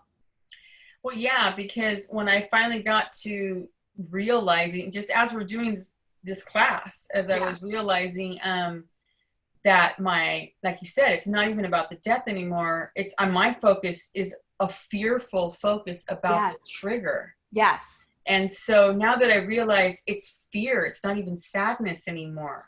Yep. And then once I realize it's fear, my action is I want to fight the fear. Mm-hmm. I don't want to lay down and let it take me. Yeah. And what kind of result do we get when we fight stuff? What kind of result do we get when we resist thoughts and we resist feelings? What happens when we do that kind of stuff? Usually when I resist, I feel worn. Yeah. And when we feel worn, what kind of actions do we take on our diet? Then we're like, I'm too tired to even deal with this. Cake is easy, right? So what happens then is even noticing that this is a story, and I love to use quotes around these things because this is a story that you have going, that you have an emotional trigger that occurs, right? There's people in the world that their husband died, they had a fantastic relationship with them, but 9 years later, they've worked through it. And I'm not saying you haven't worked through it. I'm just saying that you create a story about how that should affect you, right? And we get to choose how it affects us. So just seeing this story, I guarantee you, is going to start to change your thoughts around this automatically. Yeah. So the answer, Cynthia, is not how do we change our thoughts? I mean, the answer to that question is just by seeing the thoughts, first of all, and seeing how this model goes, okay? Thank you so much, Teresa. Really appreciate it. That was super helpful. I'm going to get through some other questions now. How do I do this? Okay. All right. Thank you so much, Teresa. Okay, so let me get to some of these other questions. So Grace says, will this be a constant fight with our primitive self? So Grace, just by looking at this as a constant fight, is going to create more anger or frustration or that, which is going to create more eating, which is going to create more weight gain, right? Look at that. Look at that thought you just had, that it could be a constant fight for the rest of your life. I don't see this as a fight at all. I see this as awareness, right? The process of doing a thought download, seeing where it fits in the model, and how it's affecting your life, that's not fight to me at all. That's, wow. Look at what I could have. Look at what, look what's happening. Look what I'm doing, right? I think Christina says, we're going to have to be Zen masters, guys. That's exactly what we're learning, right? We're actually learning those techniques of understanding that we all suffer, all of us. We're going to go into this more later, but we all suffer. We all have suffering and pain and negative thoughts. And as I said, 55% of those are negative about the past. That's natural, right? That is totally normal. There's nothing gone wrong here. This is completely normal. So when we can start to see that, all right, this is just what it is. This is how the brain operates. No big deal. I don't have to believe this. Thought comes in. I don't have to believe this. I don't have to listen to this. I can have a different thought. I can find something more uplifting right now, right? This is the conversation that starts to begin as we open this up. Now, I want to say that just because you know this now doesn't mean you're going to be perfect at it. I'm not perfect at it, right? It's going to take a long time, so we keep doing this, and stick with me because I'm going to create more and more of this enlightenment, if you will, right? As we go. My whole life is dedicated to this and to help you guys understand how this is the answer to everything and how we can get there if we just keep going, okay? Teresa says, so then I talk back to my negative thoughts. Yes, this is one way of doing it, right? We have those conversations as the watcher, not the thinker, as the watcher. Oh, I noticed that thought. Here's an example. Okay, so when I was first learning this content about a year ago, I remember, or maybe it was like 8 months ago or something, I remember being at my house, because you guys know I have really strong binge tendencies. And sorry, the light is getting a little low. I'm going to try to maybe do this in another room next time, but we don't have too much longer here to go. But so I was like warding off a binge, right? And I had this thought, I had something at home that I was going to eat maybe, and I had a thought like I should throw this out. So I went to go throw it in the trash, and then I had a thought that was, if you throw that out, you're going to pick it out of the trash tomorrow, because I've done that so many times, right? You're going to pick it out of the trash tomorrow and you're going to eat it. Then the thought was, whoa, I don't have to think that about myself. I can think something totally different. Like, no, I don't have to pick that out of the trash, right? Like, this is all a choice. And that was one of the first times where I really noticed that negativity. And then I just was like, I don't have to believe that. That was the first thought that changed for me, was I don't have to believe that. Whatever thought that came in was, I don't have to believe that about myself. And that automatically started to help a little bit here and there. Okay, so that's something to think about. Okay, let me go through questions here. So yeah, my negative self-talk is creating wrong thoughts. Yep. Thank you, Christina. How do you change a thought that has become a habit? So Laura says, when I get stressed, I eat chocolate. So that's a thought. That's a belief, right? It's a thought that you have that recurs. When I get stressed, I eat chocolate. That creates, maybe frustration. That creates chocolate eating, which keeps proving that this is what you do. So what you do is, when you have this thought, this identity statement, if you will, that I'm a person who eats chocolate when I'm stressed, next time it comes up, you go, wait a minute, that's interesting. I do always think that. I don't have to believe that thought, right? That's where it starts to change a little bit. Just even the idea that we don't have to believe that thought, right? Joan says, how do we slow things down, create space around the thought, avoid proceeding on automatic? So that's a skill, Joan. This is one of those skills that we are going to learn to cultivate as we go. This is where just keep going comes in handy, right? Just keep practicing. Thought downloads really help this. Listening to your thoughts all day long as they occur as that watcher, this is going to start to create awareness of all thoughts. And then as you're watching those thoughts, that's when you're even going to notice some thoughts where you're going to be like, oh, I'm not listening to that today, right? I'm still going to eat the chocolate or whatever. That's another thought. You're going to listen to how often that happens. Then there's going to be a one day where you're going to be like, enough is enough. I'm not going to listen to that anymore. I don't have to believe that, right? This awareness is what does it for us, okay? Allison says, I wouldn't speak to my worst enemy the way I speak to myself. 100%. We all have that in us, okay? Something good to notice. Joan says, whatever it is, it fights back. And Allison says, what you resist persists. Exactly. In a future, I think it's going to be next week, we're going to talk about how to allow thoughts versus resisting our thoughts. And Grace says, so I need to look at this as an opportunity to be calm about this journey. 100%. Calm is the emotion that's going to get us there. And we're going to talk more about what emotions we need in order to get there. Christina says, one major thought I have is I have a lot of these aha moments. I still end up having a binge or overeating. Yeah. So I have stopped trusting myself. How do I get over that? Christina, it's practice, practice, practice. You just keep going. If you find yourself ignoring yourself all the time and not actually doing the things that it takes, there will be a point where you go, enough, right? Like I have to actually do a thing. And the rest of this workshop is dedicated to giving you techniques to do that. Okay. So don't worry, I got you covered. And Sandra says, how long does it usually take to start changing this around from your experience? This is making me realize how negative my self-talk is. Sandra, I can't answer that for you because it's going to be all about how much do you listen to your thoughts and how much do you work on recognizing them, understanding the full effect of them, and working to change your thoughts, your feelings, and your actions. And as I said, in the rest of this workshop, we're going to be talking about how to do that with some techniques, some actual concrete things that we can do that will help us to change these things, okay? Cynthia says, my sense of urgency is beginning to lessen. This is a process forever. Exactly. She says, I notice my actions are what I do to prove my negative thoughts are true. I never noticed that before. That's exactly right. The actions are just a result of this set of this portion of the model, okay? And says, Sandra, you 9-10 p.m., how long does it usually take to start changing this around from your experience? Oh yeah, this is making me realize how negative my self-talk is.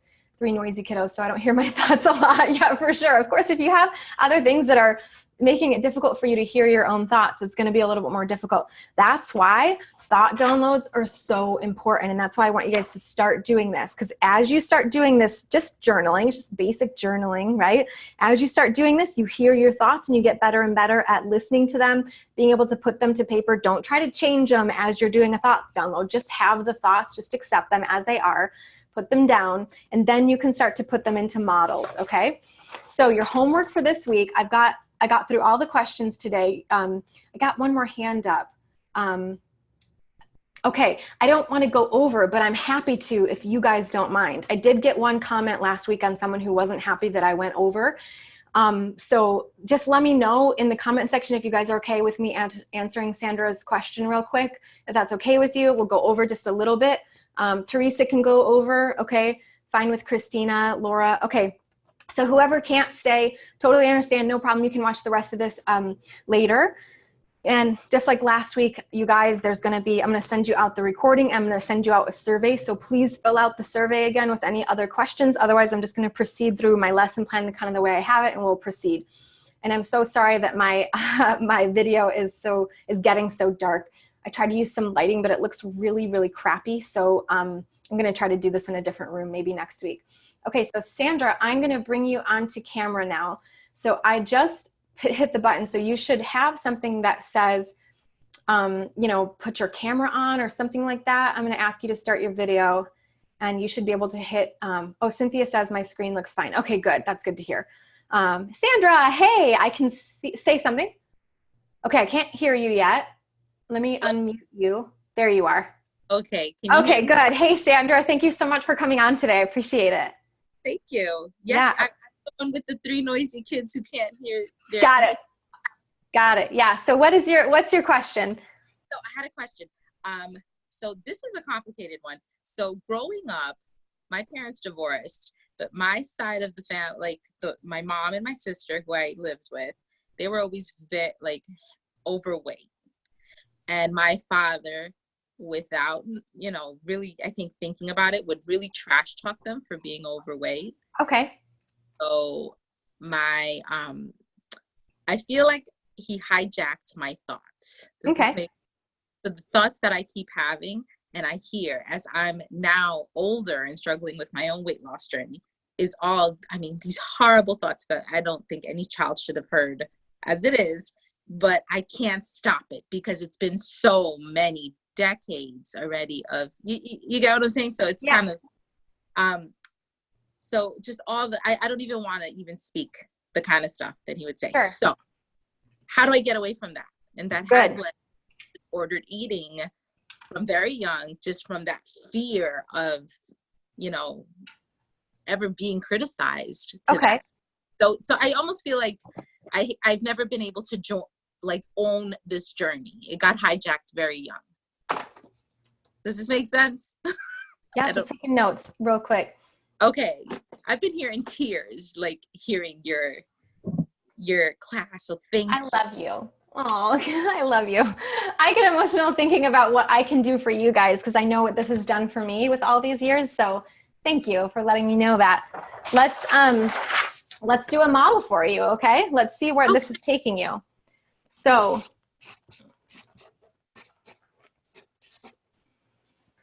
thought is, we're going to just pick one of them because it doesn't matter which one we picked. We pick, he hijacked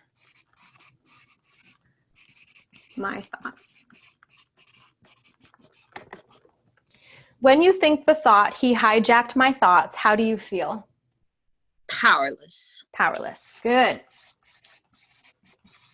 When you feel powerless, what kind of actions do you take on your weight loss journey? Oof. I start over-exercising, under-eating, which always leads to me under-sleeping. Got it. Always leads to me, after all of this, overeating. So I eventually get back to overeating. I saw that you were going to say that. I could see it coming. All right. What kind of results do you get on your weight loss journey when you do stuff like this? Because you feel powerless, because you're thinking he hijacked my thoughts. I keep gaining weight. I keep getting further away from the goal here. You know what that's doing? It's proving that he's hijacking your thoughts. Yes. It's the thought. It's not what he said. It's the thought. So I'm going to do your circumstances here. So one of them is weight loss journey.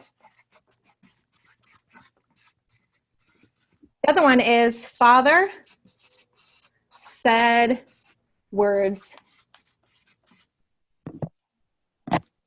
Father said words.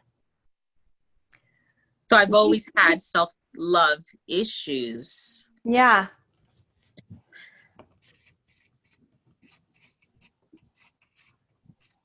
Because, you know, when you're 13, I mean, you're So I 5 just want to say something. Yeah. That's not true. I'm going to say something real quick, that this self-love issue thing is not true because you're here right now. And you were brave enough to come on the camera when 45 others of you have not been brave enough yet. So I think that this is crap, first of all. I have self-love. Okay, I'll take it.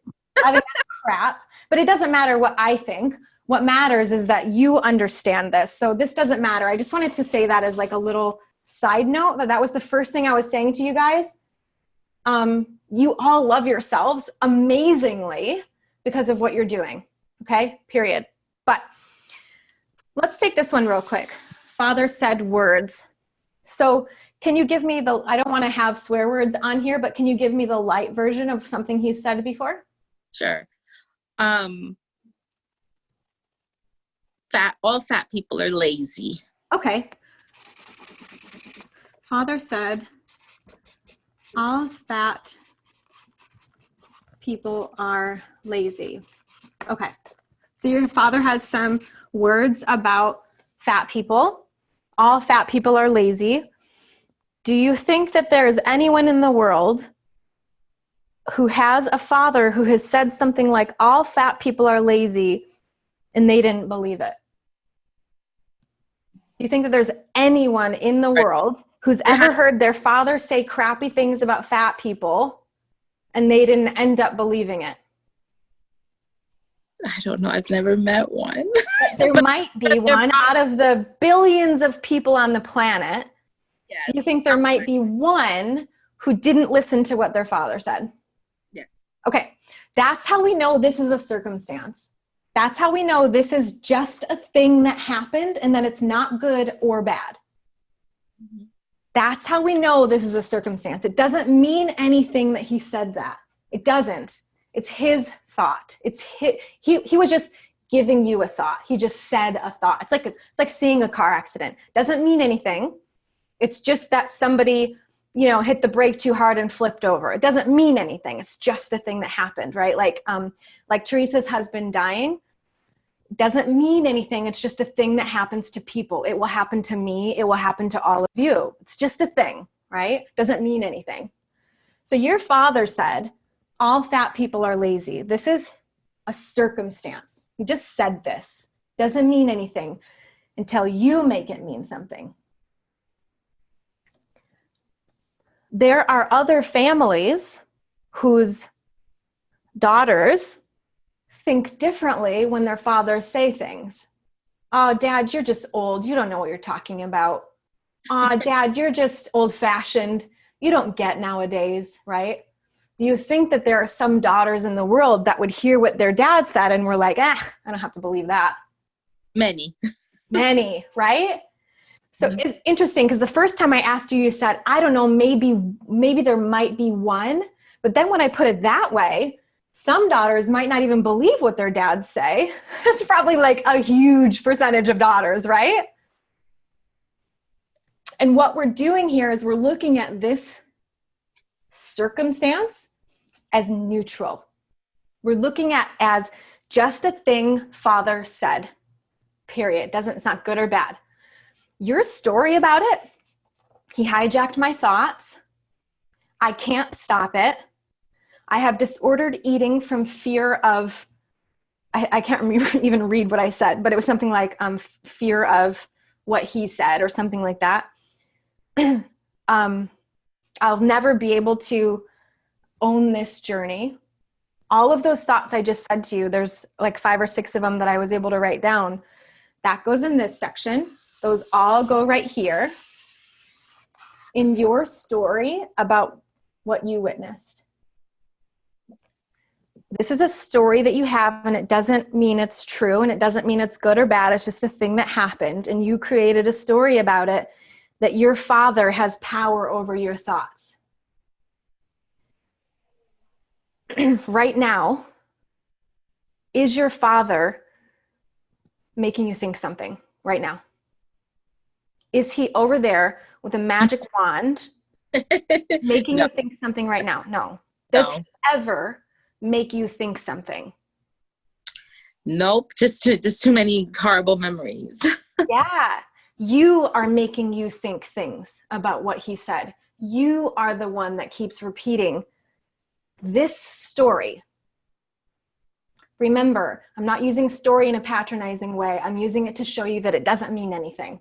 It's just a story. It's a story you're making up. And look what it's doing to you, Sandra. Makes you feel powerless.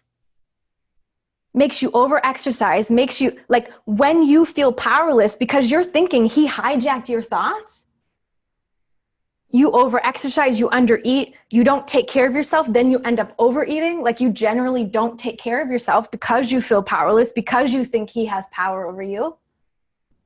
And then you gain weight. Yeah.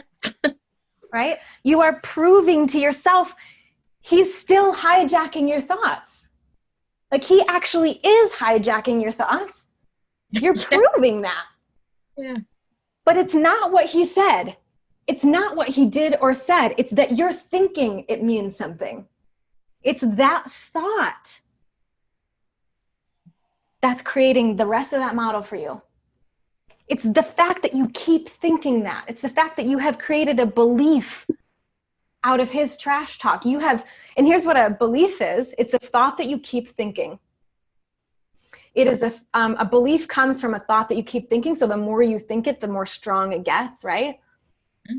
You have created a big belief. It's like a religion for you, that he hijacked your thoughts, that it's all his fault, that you heard something you shouldn't have heard, that kids should not hear this kind of stuff. Mm-hmm. You have a whole story about it. 23,000 of your thoughts every day, a big percentage of them are about that. Oh, it's way over. That thing that happened how many years ago, right?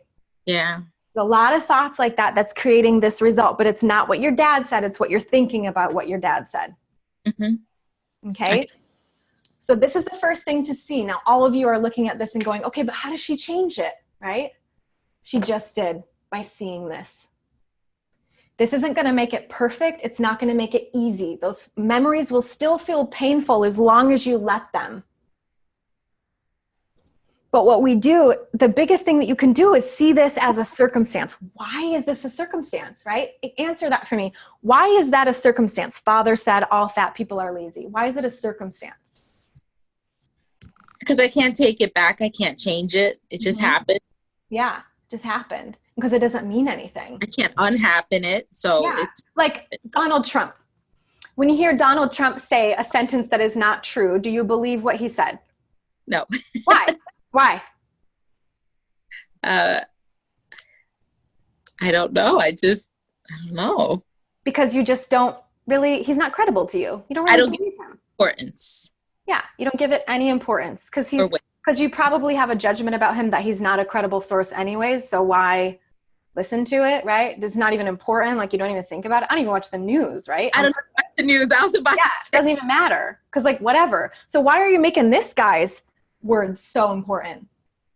This one man out of 7.0, maybe, I don't know what, like 4 billion men or 3 billion men in the world, why does this guy get so much weight in your mind? Why? I'm asking you seriously. I mean, parents kind of have that. Yeah, you have a story that parents' words mean something, right? Yeah. How old are you? 39. 39? Yeah. Are you an adult? Yes. Do you have free will? Yes. Do you live in your parents' house? And No. have to listen to their rules and have to do everything they say? No. So why does he have so much power over you today? Why are you still letting him tell you what your curfew is, Uh-huh. Right? It's a great... Why are you giving him so much power in your brain? Why is any of your 23,000 thoughts based on what he said? Why are any of them that? Yeah? Because look what it's doing to you. Look what that story is doing to you. Yeah, it's wrecking me. Yeah.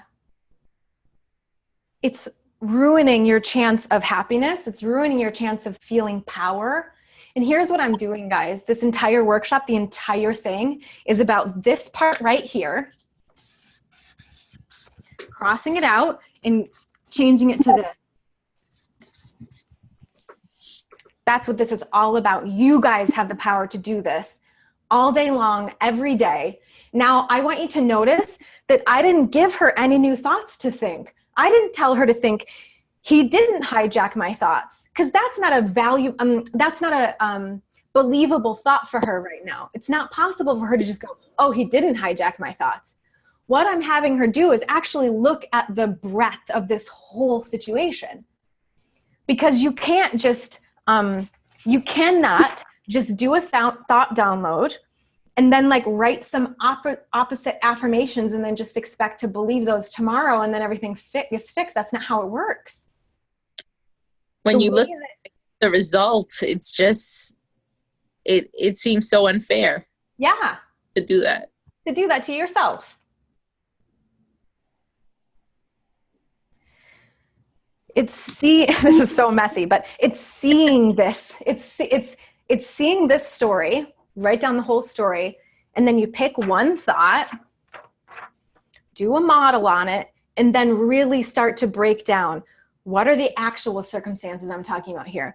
Why do I think this way? And it's an easy way to do it, you guys, is just go, why? Why am I thinking that? Why am I thinking that? Why am I thinking that?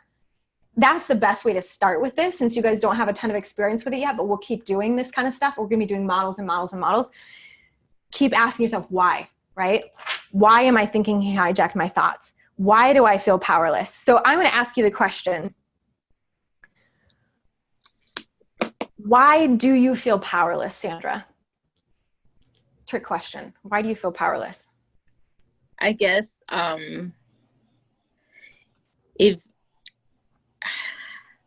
why do I feel powerless? That's a great question. Hold on, I'm trying to think. You feel powerless because you keep thinking he hijacked my thoughts. Mm-hmm. You feel powerless because of your thought. Not because anything you did or he did or anything like that. You only feel powerless because you keep thinking this. you keep thinking this story. That's why you feel powerless. So in the future classes, you guys, as a side note, I'm going to keep asking this question. Why do you feel this emotion? The answer is always because I'm thinking this. Okay? So when you're going through your thought downloads and you're going through your practice models and you see this thought and you see this feeling, okay, how do I get to feel empowered? Well, got to think a different thought, right? Mm-hmm. This thought is creating this result. You got this weight gain. So if you want a different result, what do you have to do? Change the thought. Woo! My work is done. Got it. All right, guys, that's enough for tonight. I went way over, and I apologize to, if you didn't want me to go over, but I hope this was helpful for you. Sandra, thank you so much for coming on and being so vulnerable. I so appreciate that. Thank you. I'm going to take you off of attendee now. Okay. Okay, guys. Sorry, the lighting's going out a little bit. Sorry, I went over, blah, blah, blah. Hope you liked it. Watch the video again 1,000,000 times. Take notes. Keep going. Then for next week, what I want you to do is a thought download or thought downloads every day. Keep doing this. I want you to be doing your models, looking at your models, and we can talk about some of these next week, or you guys can talk about them in the Facebook group. That's going to be like the best way to kind of start going through this a little bit, and we will keep going. So let me just see. Nancy says this was awesome. Yay. Glenda says, thank you. It was great. Grace says, happy went over. So important. Lighting is fine. Okay, good. It looks a little pixely for me, but I'm glad it's still good. And then I've got Christina says thanks, and Laura says thanks. You are so welcome, guys. I so appreciate every one of you. I hope you guys are getting some really good stuff out of this. Please, if you are, let me know in the survey. It's so important for me to get your responses to the survey, and I only got like 22 surveys or something like that. So I'd really love to hear from all of you who hear this, at least that you got something out of it, and maybe it was like it kind of put on some light bulb or something. Let me know what you think, you guys. I'm going to be sending out this video and the link to the survey very, very soon, so watch out for that. And just do your homework of your thought downloads. Keep looking at your thoughts, and I can't wait to talk to you guys in the next workshop, okay? Thanks, and have a good night. Bye. Okay.